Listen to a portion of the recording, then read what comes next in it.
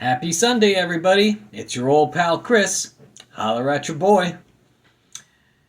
This Sunday, I want to talk about the Dunning-Kruger effect and Matthew 16:24.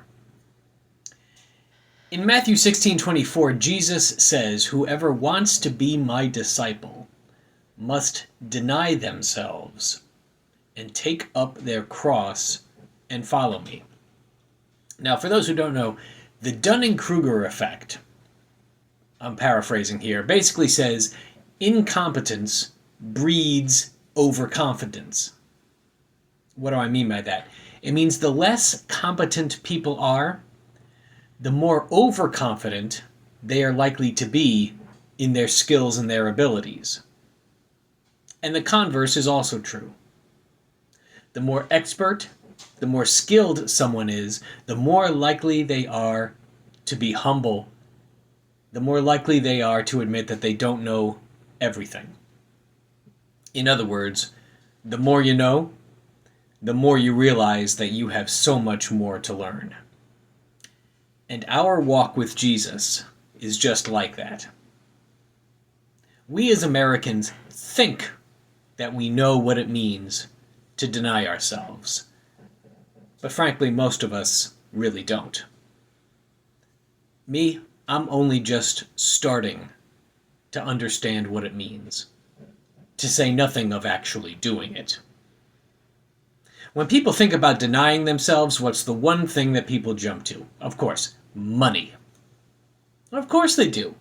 Money is the number one concern for most Americans' lives. I get it. But folks, it is so much more than money. It is so much more than 10% or even 100% of our money. Chip Ingram said it best, money is the training wheels. The level of denying ourselves that Jesus calls on goes way beyond money. It is our freedom. It's our freedom of movement, our freedom of speech, our freedom of thought. These are things that Americans hold so precious, even more than money. At least some of us do. But are you willing to lay those things at the cross?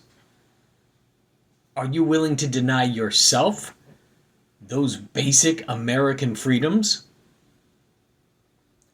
Or do you love your freedom more than God? That is a sobering question. And it's one that demands an answer.